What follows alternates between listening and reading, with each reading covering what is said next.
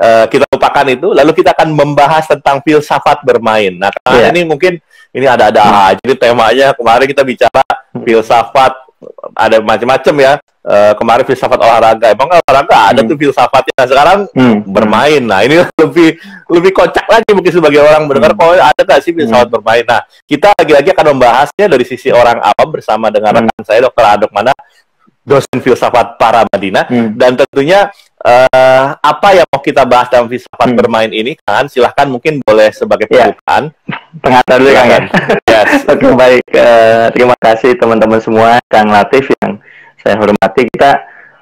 Saya selalu memulai dengan satu kata menyenangkan ya, di saat kita masih ada kesempatan untuk berdiskusi seperti ini.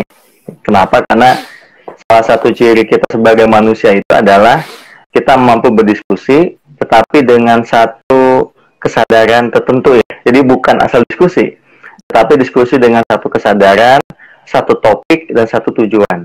Atau satu telos lah kalau dalam bahasa filsafatnya. Nah, pagi ini kita membahas tentang filsafat bermain.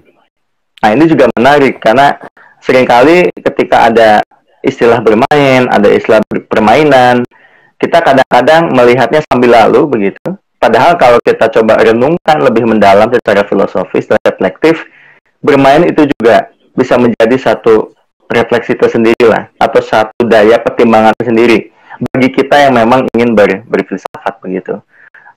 Pertama, istilah bermain itu sendiri, Kang, ya. Jadi bermain itu kalau dalam tradisi filsafat didorong oleh dua hal setidaknya. Ini kalau bahasanya itu didorong oleh eros, yang kemudian yang kedua yang penting juga didorong oleh agon namanya. Jadi ada eros, ada agon.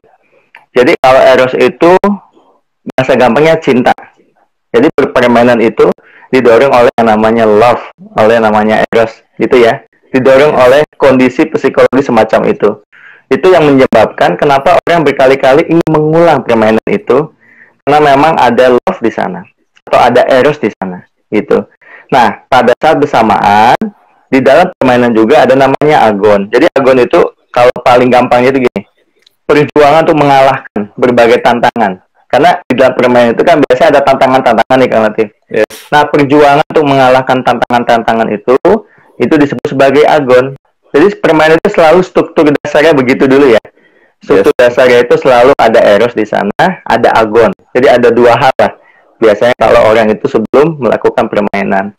Nah, kemudian kita mulai mungkin masuk sedikit ke sejarah, Kang, ya. Misalnya apakah pada masa Yunani sudah ada refleksi ini? Sebetulnya bukan refleksi dalam artian jenis filsafatnya ya, tetapi bahwa permainan dijadikan sebagai media filsafat itu ya. Karena sebagai contoh misalnya kalau kita baca buku-buku Plato, baca buku-bukunya misalnya Parmenides, itu mereka mengisi buku-bukunya itu dengan metode tanya jawab ya. Jadi dialektika begitu, dialog lah. Dialektik.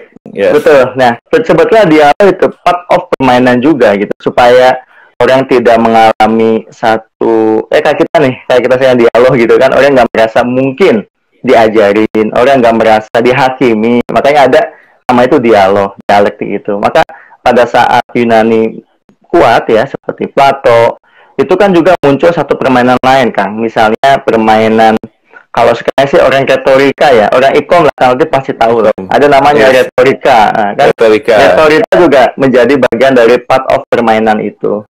Pada saat itu.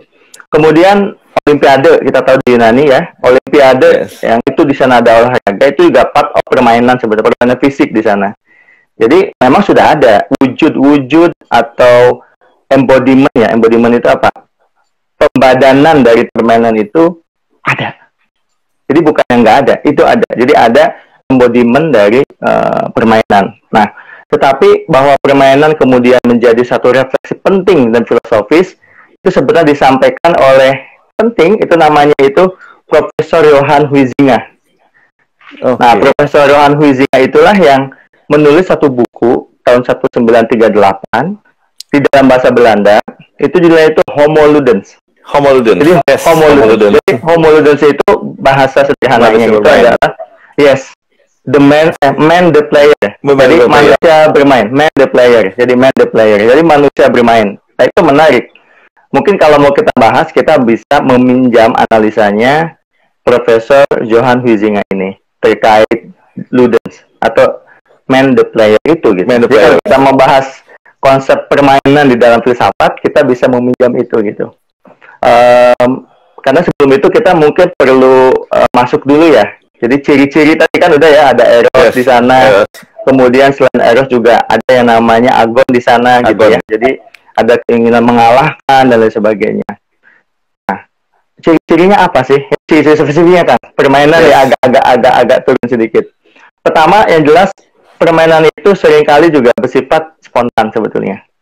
Jadi kadang-kadang ada spontaneous di sana, ada spontanitas juga di sana, sehingga excited. Kayak misalnya saya mau main bola, tentu bisa diagendakan, tapi kadang-kadang kalau mau main-main itu kan juga ada spontanitas di sana, spontaneous. Jadi spontanitas itulah yang menjadikan permainan itu kemudian menjadi media menarik untuk kita berinteraksi dan lain sebagainya.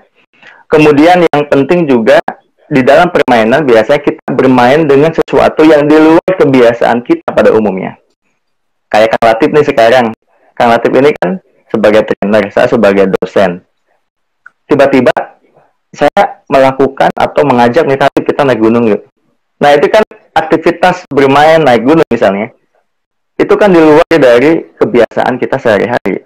Nah itu juga ciri permainan kan. Makanya kenapa orang selalu ada selalu feel excited kalau bermain. Itu karena itu sebetulnya ya. Kemudian yang jelas juga permainan itu meskipun kelihatan main-main, tetapi biasanya ada batasan-batasan kan. Ada itu. Bahkan bermain congklak nih ya, yang di sini nih misalnya bermain congklak, bermain dadu saja. Itu bermain dadu itu kan ada rule of game-nya kan. Yes. Jadi ada tata cara bermainnya gitu. Makanya ini unik nih. Dibilang serius main-main, dibilang main-main ada keseriusan. jadi dinamika itu yang kalau di dalam tradisi filsafat, nah itu yang menarik sebetulnya gitu. Sehingga di dalam permainan itu juga Kang Latif ada yang namanya tatanan. Tatanan itu paling gampang apa ya? Ada keteraturan kan, ada order di sana, betul nggak? Jadi ada tatanan. Kayak main bola itu ada tatanan loh. Jadi main basket ada tatanan. Kita mau main apa lagi? Main karet. Nah kalau dulu di kampung main karet itu kan, main karet. Itu ada tatanan ya, betul nggak? Main apa sih dulu di SD itu takraw atau apa gitu ya? Itu ada tatanannya gitu. Sekaligus juga ada peraturannya. Nah ini menarik. Nah yang menarik nanti, mungkin nanti kita bisa masuk ya kalau Kang Latif ingin ke misal Profesor Huizinga tadi. Justru kalau Profesor Huizinga melakukan penelitian tentang manusia bermain itu, Homo ludens itu, karena kritik atas modernisme sebetulnya. Yes. Karena sesungguhnya kalau nggak salah tuh bukunya tuh Study of Play Element in Culture ya kalau nggak salah ya. Yes. Dan study of dia bicara tentang study of the play element in culture. Jadi dia bicaranya tuh sebenarnya bukan ansih tentang permainan, tapi dia adalah play element in culture. Jadi juga mengamati tentang culture. Jadi bukan ansih cuma permainan misalkan ketok batok atau apa ya atau main karet, tetapi bahwasanya permainan itu adalah bagian dari culture element, dan bahkan sebagian dari kajiannya juga dikajikan dengan permainan politik dan sosial kalau salah gitu ya An ya. Iya. Karena memang ini sangat luas ya. Jadi kalau contoh-contoh tadi kan contoh-contoh paling vulgar atau paling mudah ya kita berikan contohnya.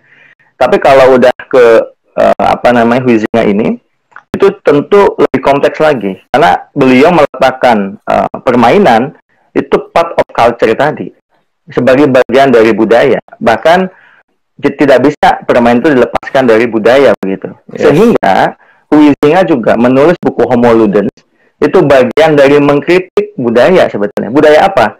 Budaya modernitas atau budaya modernisme lebih tepatnya.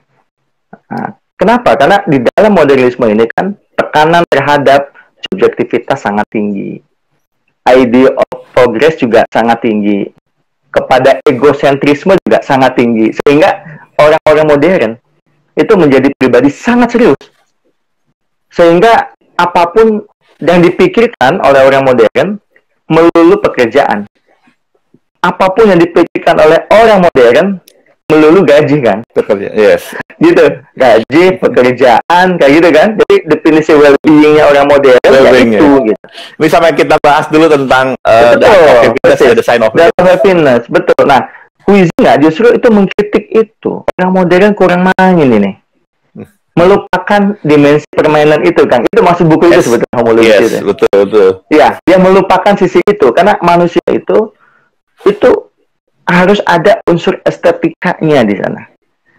Ada art, ada sisi manusia yang nggak bisa diwakilkan hanya semata-mata oleh pekerjaan. Nah, ini luar biasa ini. Maka untuk mengembalikan ke sana, ke eksistensi manusia itu, butuh manusia itu untuk diberikan satu kondisi psikologis bahwa manusia itu sebetulnya adalah homo ludens, manusia bermain.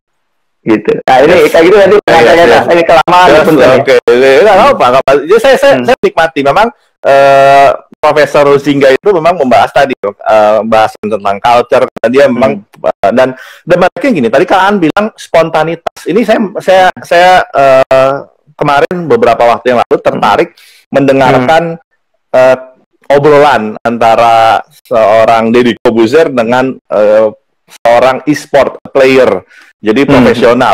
Awalnya dia bermain secara ya spontanitas, bermain secara pribadi, tapi begitu dia direkrut sebagai seorang atlet e-sport, malah akhirnya permainan itu lagi bukan spontanitas, bahkan kemarin dia sempat lagi stres dulu, lagi mau mengembalikan gairahnya. Nah, ketika sebuah permainan bukan lagi menjadi sebuah spontanitas, menjadi sebuah profesi yang malah memberikan tekanan, malah akhirnya tidak bisa menikmati permainan itu sendiri ya, Kang. Bagaimana pandangan Kang tentang ini? Iya, itu jadi satu kajian filsafat juga, Kang. Jadi, ternyata kalau diskusi tentang permainan itu tidak bisa dibatasi hanya sebatas perlombaan. Kayak misalnya main bola, kadang-kadang kan itu yang namanya main bola, ini contoh paling umum nih ya, contoh paling umum.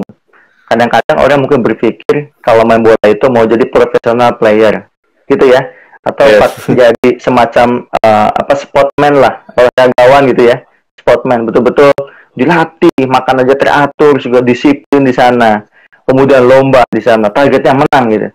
Nah, ternyata kalau dalam analisa permainan sebagaimana Prof. Huizinga itu bukan itu. Jadi permainan itu adalah bagian dari manusia itu sendiri memang. Dan kita itu menjadi manusia karena itu. Sebagai contoh misalnya, bermain bola kan. Bermain bola itu kan sebenarnya di sana, tujuan utama yang lebih tinggi bukan masalah menang kalah. Tetapi di sana ada yang namanya relasi sosial terbangun. Ya. Jadi empati misalnya kepada, ada kekompakan tim di sana. Bahkan bisa menjadi perdamaian ya. Persis, ada perdamaian di sana. Tadi ya. Betul, relativitas itu. Ada keterhubungan di sana. Tentu ada moralitas juga di sana. Jadi ini luar biasa sebetulnya. Jadi nggak bisa bermain itu ya, sebagaimana dikatakan oleh Prof. Huizinga, itu semata-mata hanya untuk menang kalah gitu. Nah itu juga jadi satu reduksi kan. Ditambah lagi relatif misalnya orang bermain itu di belakangnya kan ada pemodal besar ya. Wah ini menang. Itu kritik bahwa permainan sebagai kritik budaya itu nggak kena. Betul. Karena permainan nggak jauh beda nanti dengan lomba-lomba lainnya gitu. Yes. Ajang judi, ajang bisnis. Padahal kalau permainan real permainan itu bukan itu. Ini contoh ya Kang. Ini contoh. Ketika main bola aja coba kita perhatikan. Itu kan namanya yang dikejar cuma satu bola kan. Betul nggak? Yes. Padahal kalau kita lihat Kang, harganya berapa sih bola itu? Ya paling kalau ini kemarin beli bola 250.000 yang paling mahal ya itu ya. Ngapain itu bola dikejar-kejar? Ngapain? Keluar aja beli bola. Kemudian gawang. Kenapa nggak buat gawang sendiri? Tapi kenapa sih kemudian kita menjadi permainan itu seakan-akan sakral gitu?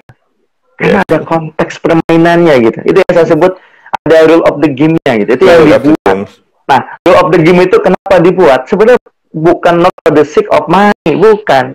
Jadi rule of the game itu dibuat sengaja supaya kita bisa merasakan suasana baru yang memang tidak didapatkan di luar dari permainan. Maka biasanya kalau sampai ke filosofi sportman ya, disebutnya sportsmanship lah, orang-orang yang betul-betul total gitu, di dalam olahraga atau berjiwa olahraga itu nggak peduli menang kalah kan. Itu sama kayak pelukis. Kalau pelukis agung, kalau pelukis yang emang level tinggi gitu ya, pelukis agung, itu dia tidak peduli komentar orang lukisannya dibilang apa, tugas dia melukis. Karena dengan cara demikian ada dimensi yang dia miliki yang itu terpenuhi lewat melukis tadi. Sama dengan permainan, gitu kan?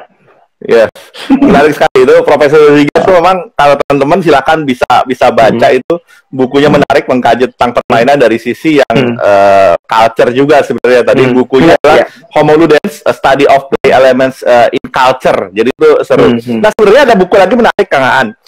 Ini buku yang diterbitkan oleh MIT. Jadi orang-orang MIT bikin sebuah buku namanya Rules of Play, Game Design Fundamental. Jadi bagaimana MIT kan adalah perusahaan kampus teknologi, dia membuat sebuah panduan untuk membuat games. Tapi dia bicara tentang rules of play, game design fundamental. Nah, apa yang dibuat? Ternyata kalau ini panduan untuk para gamers, kalau untuk membuat sebuah permainan, sebuah desain tentang game, maka Anda harus memperhatikan 4 elemen utama ini agar elemen utama dalam games itu menarik dan membuat orang terpacu terus untuk bermain atau memainkannya dengan passion. Apa itu? Yang pertama adalah core concept. Jadi setiap games itu pasti punya core concept. Misalkan katakan apa? Kita sebut misalkan games yang mungkin kita lihat dulu ada Candy Crush, kemudian ada yang lempar-lempar burung itu apa namanya? Angry Bird. Itu sih punya core concept yang mereka susun. Lalu ada rules tadi yang kalian bicarakan. Pasti ada rules apapun permainannya. Ada play di sana. Dan ternyata MIT bilang ada culture di sana. Jadi kalau setiap pemain games itu tidak memperhatikan culture para pemainnya, bisa jadi adalah games itu tidak lagi menarik.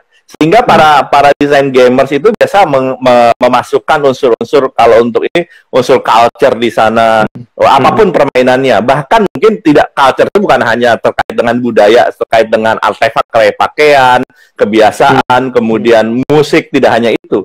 Tetapi juga kebiasaan itu orang main ini kapan sih? Oh, misalkan waktu-waktu senggang itu biasanya permainan yang menarik apa. Jadi dibikin ke arah sana. Jadi core konsepnya, rules-nya, permainannya menarik dan spontanitas tadi, kemudian culture di sana. Nah, culture itu termasuk juga setiap orang keinginan untuk berkompetisi. Maka kalau kita bicara sekarang juga ada konsep namanya gamification. Saya di kantor juga bikin aktivitas-aktivitas yang gamification. Bagaimana membuat sebuah aktivitas activation program yang memacu orang untuk gamification. Apa misalnya? Setiap kali kita melakukan sesuatu, ada pengumpulan nilai. Itu kan sebenarnya culture manusia kan ingin tampil, ingin dihargai, dan ingin juga mendapatkan sesuatu yang lebih dari yang lain. Nah, unsur kompetisi itu juga dimunculkan. Jadi 4 itu. Core concept, rules, play, kemudian juga culture. Nah, kalau memanfaatkan ini semua, memahami semua ini, maka games itu akan dapat bertahan lebih lama dan akan menarik minat lebih lama. Nah, itu yang akhirnya ada games yang akhirnya, mohon maaf, itu begitu dimunculkan langsung hilang. Kemudian juga permainan tapi ada juga permainan yang tetap abadi walaupun rules-nya diubah sedikit seperti sepak bola, bulu tangkis atau badminton dan lain sebagainya. Nah, itu kadang perhatikan itu. Bahkan ada permainan yang bisa lintas culture. Nah, permainan lintas culture ini yang ternyata itu bisa menjadi permainan yang punya efek yang sangat luar biasa, pemersatu bangsa, pemersatu antar peperangan, bahkan ketika bermain orang atau ketika bermain sepak bola itu perselisihan bisa diangkat, walaupun efeknya salah satunya adalah demi kompetisi, ada permainan antar kampung bisa hanya berebut tadi sebuah sepak bola dan kambing itu bisa ribut antar kampung, tapi itu ekses dari hal itu. Nah, karena gimana tanggapan tentang ini kan? Ya, betul. Elemen utama itu. Ya, dan ini mungkin saya soroti ke culture-nya itu kan ya. Ini penting kita ketahui. Jadi kalau ditanya definisi culture misalnya, kita sempat bahas ini kalau tidak salah. Di culture itu kan collective behaviors. Perilaku kolektif lah. Itu satu definisi. Meskipun ada definisi lain, misalnya culture itu juga adalah collective of ideas. Jadi kumpulan ide-ide atau product of culture. Nah, misalnya kesenian, kesusastraan, ya. Nah, itu masuk juga di sana kan, Latif. Nah, justru permainan itu sebenarnya menggabungkan itu semua. ya. Karena misalnya trofi lah yang didapatkan oleh permainan Kang, itu kan sebetulnya sama saja seperti product of culture ya. Jadi seperti artefak lah gitu. Nah kemudian ketika tim itu sedang bermain, terus itu kan seperti collective behavior. Jadi ada keberlangsungan tindakan kolektif di sana. Bersama-sama merasakan kekinian dan kedisinian. Jadi kalau ada dimensi waktu kan, masa depan, itu ketika para pemain itu pasti terputus sesaat dari masa depan, masa lalu itu. Mereka betul-betul hadir. Ya. Misalnya, makanya kenapa orang bermain itu fresh? Karena di sana itu betul-betul total. Jadi jiwa, ruh, spiritnya itu memang betul-betul menyatu pada momen yang sama. Mungkin kalau di luar itu, ya, di pekerjaan, kadang-kadang nggak nyatu ya. Antara pikiran, kemudian antara perilaku, antara jiwa, dan lain sebagainya, itu mungkin nggak nyatu begitu. Mungkin, tetapi di permainan itu justru menyatu. Semuanya itu terjadi pada saat bersamaan. Nah, itu juga bagian yang penting, Kang Latif. Makanya nggak heran kalau Huizinga berkali-kali mengatakan, ya tadi, yang homoludens itu kan. Kita mesti mengembalikan nih manusia itu ke kondisi itu, gitu. Karena hanya dengan cara demikian, justru kita menjadi lebih fresh ya, hidupnya, gitu. Saya mungkin mau sedikit, kan, ke sisi agak metafisik ya. Nah, ini penting dimensi metafisik. Kalau di Islam itu kan, misalnya kita tahu ya, wamal hayatud dunya illallah wala ibun. Ini penting ya bagi teman-teman. Iya, ya kan? Wamal hayatud dunya illallah wala ibun. Bukan tidakkah hidup itu ya, permainan saja sebetulnya. Nah, itu juga artinya penting. Coba teman-teman kebayang tidak kalau hidup ini nggak permainan gimana ya? Jadi kita misalnya contoh ini gimana permainan coba? Kita waktu masih muda, Kang Latif, ketika belum bekerja dan mungkin belum punya apa-apa, makan apa aja enak. Ini contoh saja, contoh gampang. Makan di nasi goreng pinggir jalan, makan pecel lele pinggir jalan, pecel lele, makan ini, makan itu, wah enak itu makannya. Makan apa aja, ayo gitu. Nah, tetapi semakin seseorang bekerja, ada pendapatan di sana, usia makin bertambah, makannya mulai pilih-pilih gitu. Jadi saat dari sisi materi punya, makannya mulai pilih-pilih. Betul nggak? Artinya itu it's like, you know, ini kayak game lah, kayak permainan aja sebetulnya gitu. Mungkin kita lihat seseorang pada satu momen jadi pemimpin tertinggi gitu ya. Tapi momen lain dia menjadi bawahan gitu. Jadi kayak ya itu permainan semuanya gitu. Jadi nggak salah kalau kemudian kalau dalam konteks yang lebih metafisik, kita tidak boleh mencintai dunia ini terlalu berlebihan. Gampangnya gitu lah. Karena ternyata sama permainan kan gitu kan? Yes, betul. Itu di surat di Al-Quran, surat Muhammad ayat 36 kalau nggak salah ya.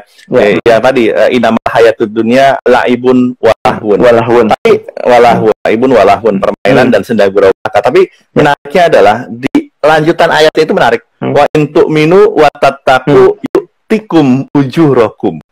Itu menarik. Wa in tu'minu wa tattaqu yu'tikum ujurakum. Jadi kalau kita beriman, kalau kita bertakwa, iman dalam artian menjalankan semua perintahnya, kemudian menghindari semua larangan, itu kan rule of games.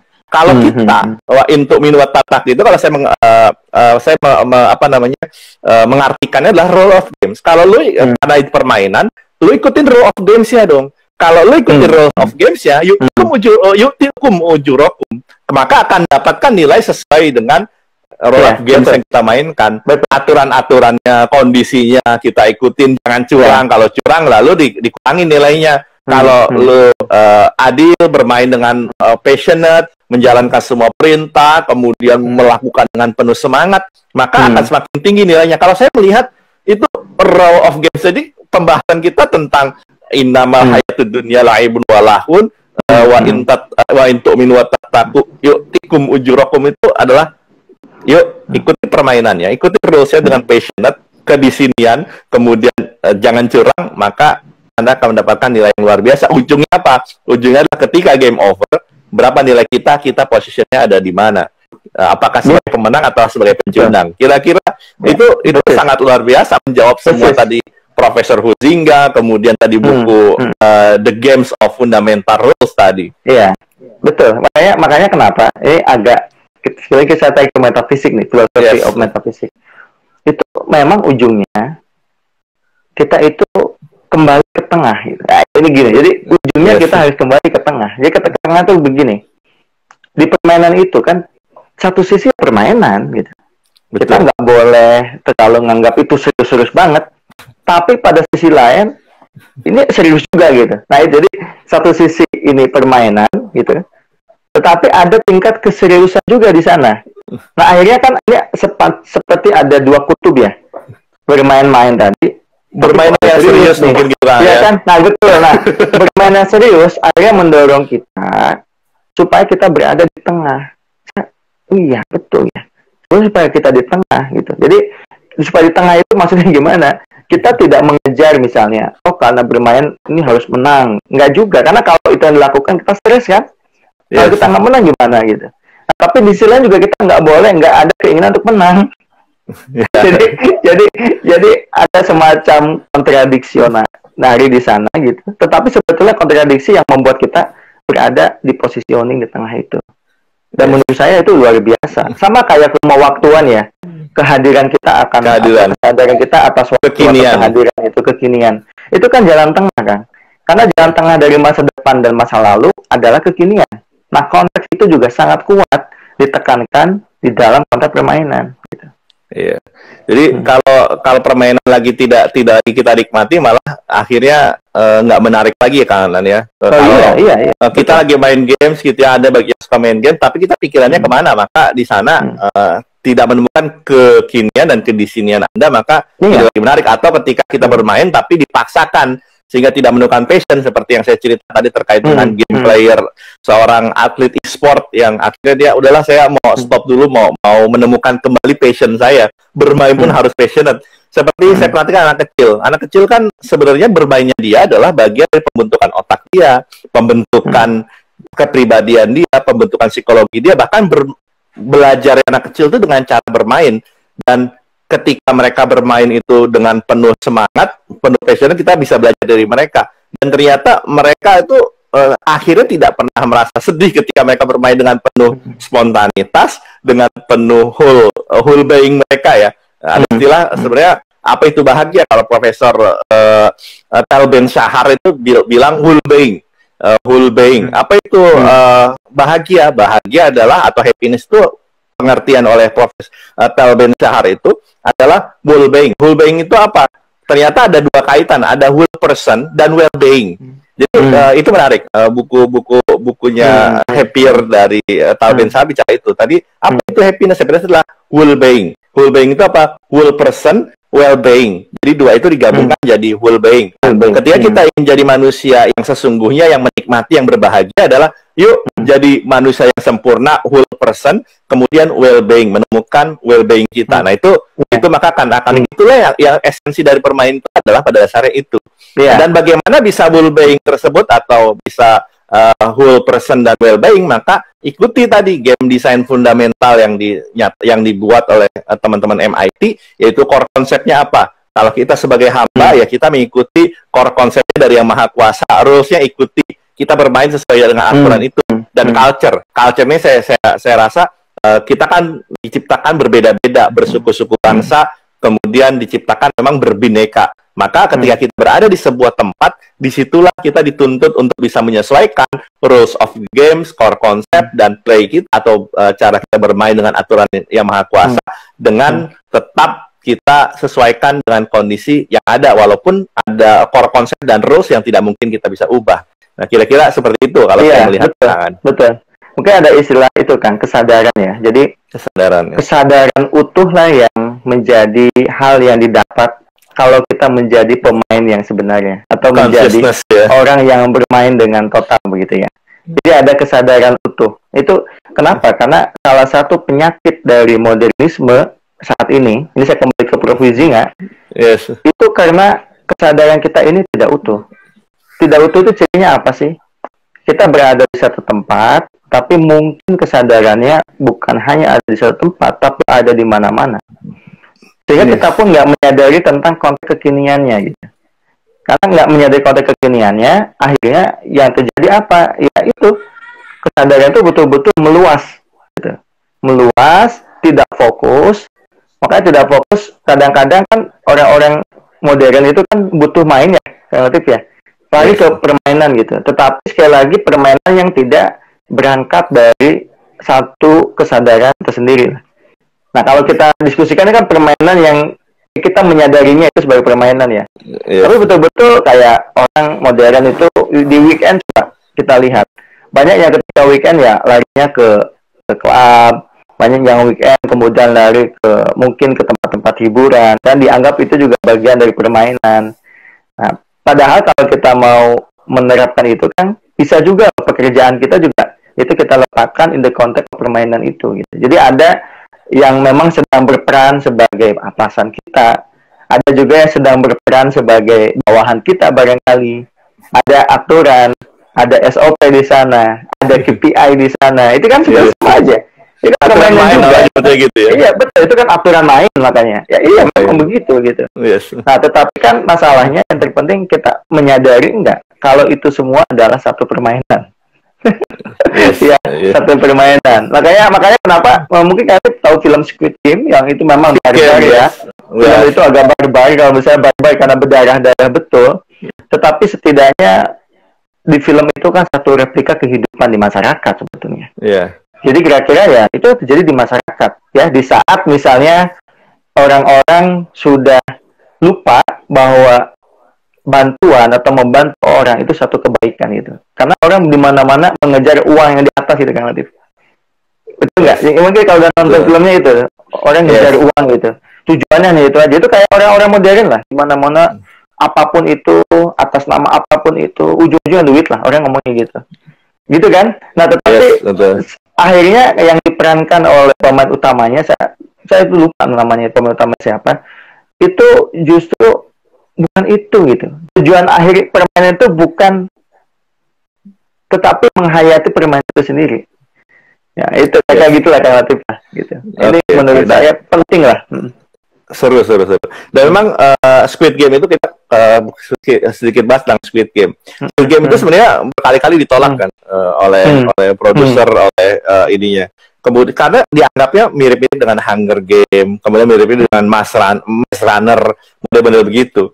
Walaupun yang agak sedikit. Nah, yang menarik adalah ketika itu diterima adalah ketika pada culture-nya itu dianggap oh ini ternyata mencerminkan kehidupan yang saat ini sedang ada dan akhirnya dikaitkan dengan culture kemudian beberapa berubah setting dan lain sebagainya sehingga akhirnya disesuaikan dan itu menarik dan menariknya adalah bukan kalau kan sederhana sebenarnya cerita Squid Game tetapi ada unsur di sana relatedness-nya ketika orang diajak untuk ada unsur emosional di sana ada unsur melibatkan kedalaman dan perenungan orang terkait apa yang dimainkan. Akhirnya Squid Game meledak dan itu karena lagi-lagi tadi mengikuti tentang culture, core concept, rules, play, kemudian culture yang tadi diciptakan itu dan itu menarik. Nah itu ternyata pembicaraan kita akhirnya serius juga tentang permainan. Ya. Jadi saya kira bicaranya bisa main-mainan. Nah saya coba ambil sedikit terkait dengan kita ada namanya money game.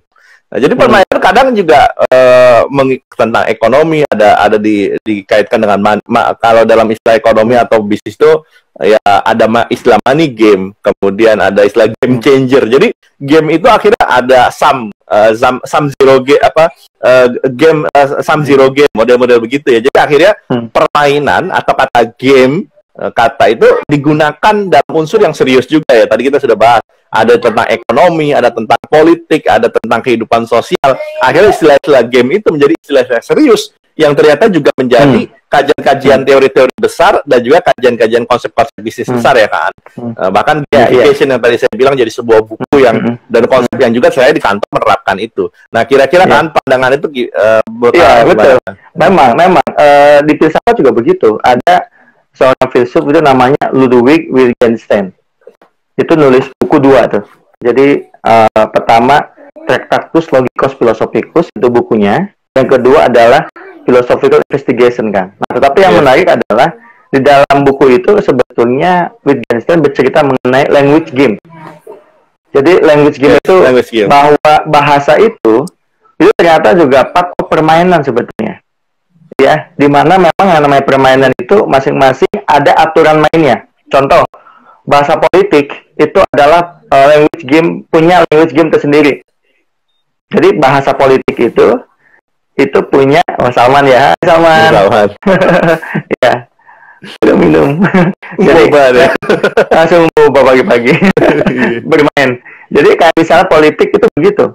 Orang ngambil menggunakan politik itu kan language game-nya politik begitu. Yes. Agama juga sama. Agama itu punya language game-nya agama. Makanya istilah-istilah yang dipakai termasuk pahala, dosa, itu kan language game yang memang ada di dalam konteks agama. Sama halnya dengan istilah sains misalnya. Ada verifikasi, falsifikasi, metode ilmiah dan sebagainya. Itu juga language game yang ada di sains gitu. Nah, sekarang kan bisa nggak sih satu language game kita pakai untuk dimasukkan ke dalam permainan lain? Nah, itu kan yang terjadi, Kang. Yeah. Makanya misalnya penolakan Darwin, wah ini serius lagi diskusinya nih.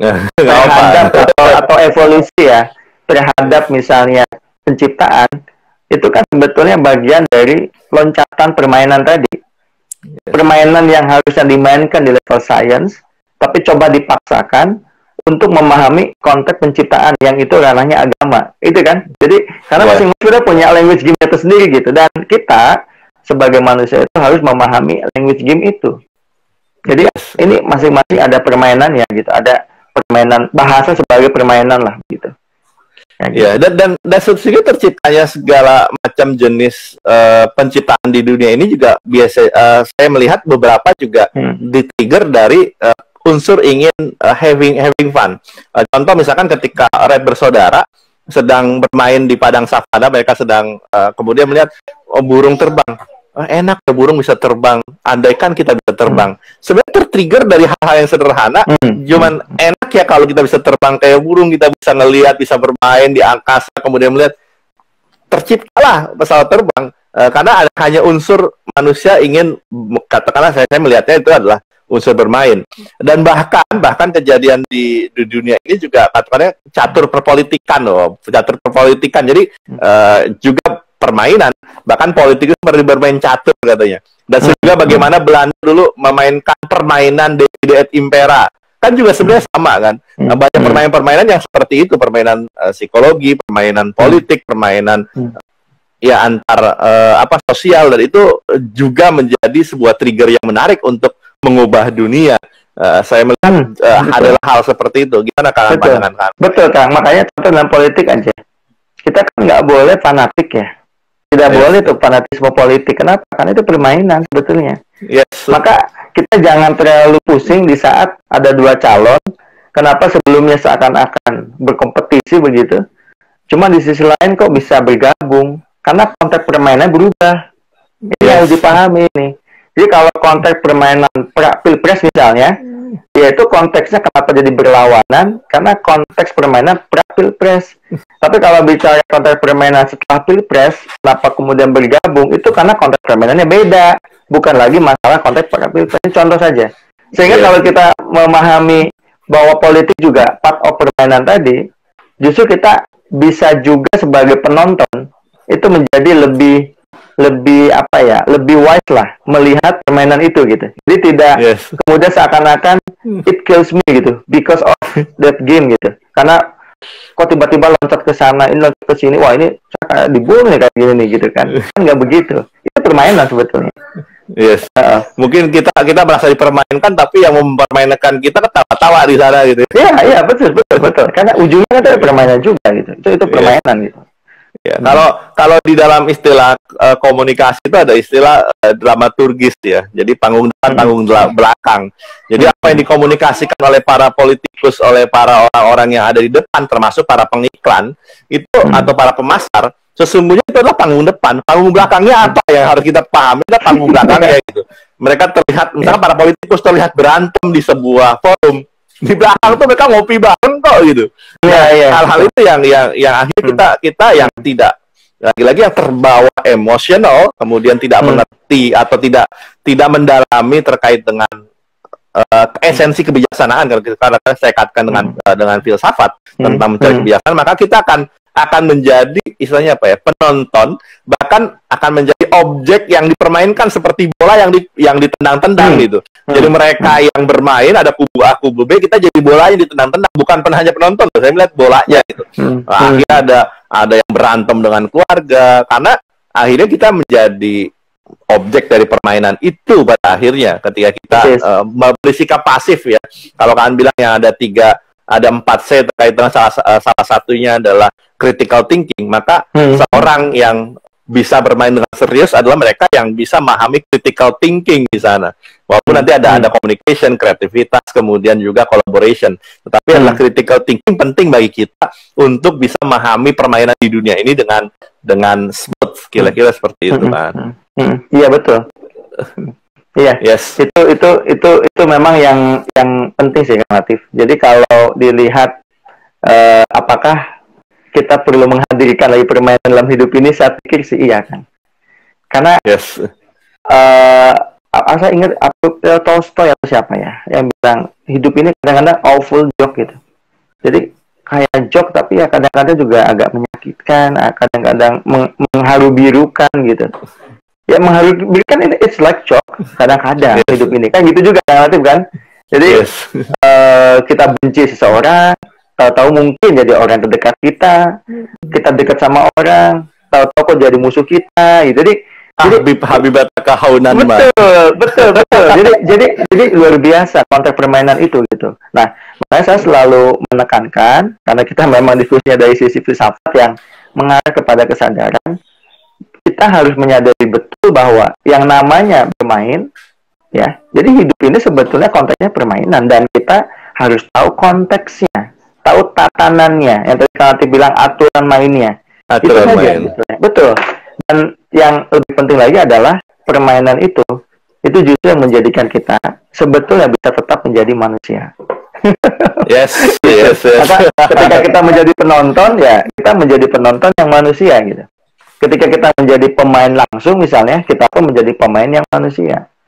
Ya, padahal kan konsep penonton, Kang, wasit, kemudian pemain langsung, ini kan permainan juga kan?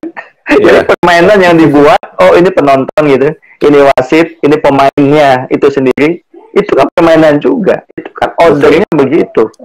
Ya, tatanannya begitu gitu. Itu jadi hemat saya sih yang penting back ke kesadaran utuh lah, karena itu kunci dari segala permainan yang dimainkan, baik itu oleh anak-anak kecil, baik itu oleh remaja, baik itu oleh orang tua dan lain sebagainya. Jadi konteks permainan itu sebetulnya itu. Jadi membuat kita hadir akan kekinian lah. Gitu. Ini Huizinga menarik. Huizinga wajib dibaca teman-teman ya. Tulisan dari Prof Huizinga. Tadi tentang part of element games culture, itu kajian, itu buku wajib ya bagi teman-teman yang mau baca tentang permainan ya dari sisi culture-nya kan ya. Atau kalau teman-teman mau jadi developer game, itu buku yang tadi saya rekomendasikan, The Games of Rule, Game Design Fundamental, itu diterbitkan oleh rekan-rekan dari MIT, ada 2 orang, saya lupa penulisnya. Dia cerita kalau untuk bisa untuk menciptakan apapun dalam permainan, termasuk permainan politik dan juga permainan desain lainnya, adalah ada 4 core konsep, kemudian rules, kemudian play, dan satu lagi adalah culture. Hal itu itu menarik. Tadi kita juga bicara tentang Tal Ben Shahar. Oh, ini kayaknya kita bahas 10 buku ya barusan kan. Saya udah nyebut kan, Logos Philosophicus, Philosophy Investigation, ya kan, udah menyebut Homo Ludens, banyak tuh bukunya. Homo Ludens, ya. Jadi kita udah sekitar 10 buku kita bahas dalam 1 jam, ya, hampir 1 jam ya. Oke, itu luar biasa. Tapi lagi-lagi semua buku yang kita bahas tadi ada kita tarik unsur metafisik dan spiritualnya. Tadi Al-Quran surat Muhammad ayat 36, innamal hayatud dunya la'ibun walahun. Itu menarik bahwa saya dunia ini memang hanya permainan dan senda gurau belaka. Tapi permainan dan senda gurau belakanya itu permainan yang sangat serius. Ada rule of games yang diciptakan oleh Yang Maha Kuasa, oleh Allah Subhanahu wa taala, adalah salah satunya wa in tu'minu wa tattaqu yu'tikum ujurakum. Jadi kalau Anda beriman, Anda bertakwa, Anda ikuti rule of games-nya, ikuti semua perintahnya, jangan lakukan larangannya, hindari larangannya. Ya kan sama seperti permainan, maka yutikum ujurakum, maka akan dapat di ujungnya adalah dapat poin yang kita mainkan sesuai dengan effort kita. Jadi kalau Anda mau jadi pemenang untuk mendapatkan effort piala yang luar biasa, Anda masuk dalam leaderboard, maka ikuti semua perintahnya dengan passionate dan hindari semua larangannya, apapun tantangannya, apapun istilahnya tantangan challenge-nya, maka yutikum ujurakum. Anda akan dapat hadiah yang luar biasa dari hasil Anda.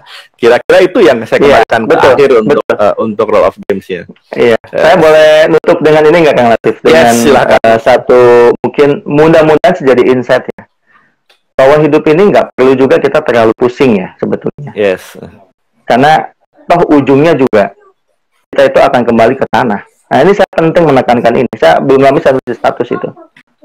Toh ujungnya hidup kita kembali ke tanah. Ngapain pusing-pusing? Nah ini istilah ngapain pusing-pusing itu bukan berarti cuek, bukan. Artinya apa? Hidup ini ada rule of the game-nya. Jadi di saat kita sedang misalnya memiliki cinta, kasih sayang, sedang bekerja, sedang diamanati, sedang ini, lakukan itu. Itu rule of the game-nya itu. Dan itu selalu ada tatanannya di sana. Selalu ada peraturannya di sana. We just follow the way.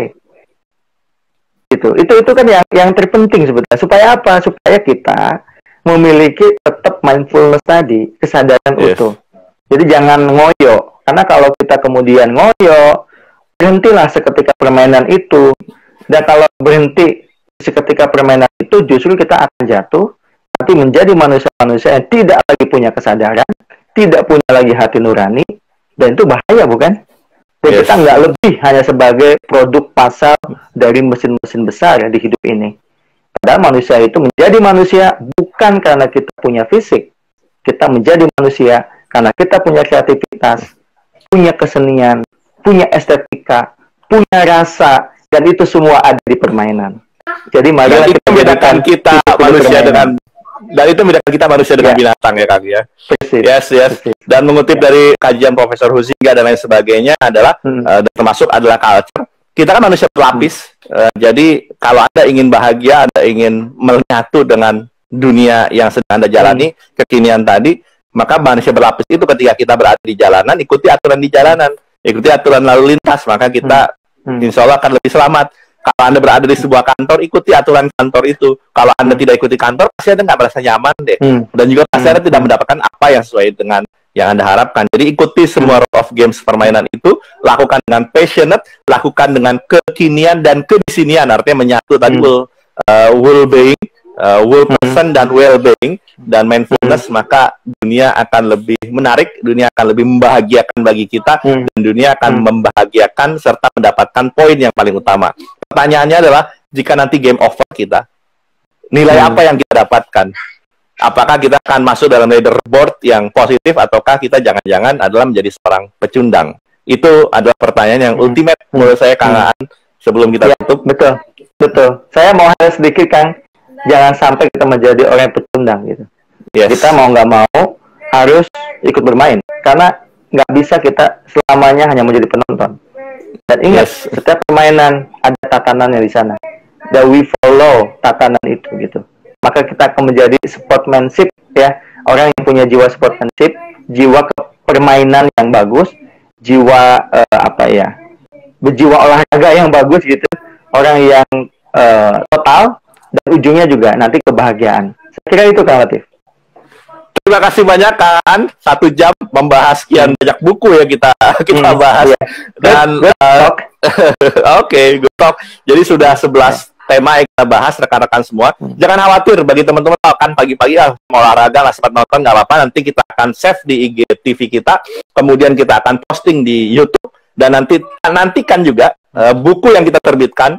Melalui kajian-kajian ini kita akan transkrip, kita akan olah menjadi satu buku, yaitu Kajian Filsafat Orang Awam bersama dengan saya dan Dr. Aan Rukmana, dosen filsafat Paramadina. Terima kasih, Kang Aan. Selamat beraktivitas.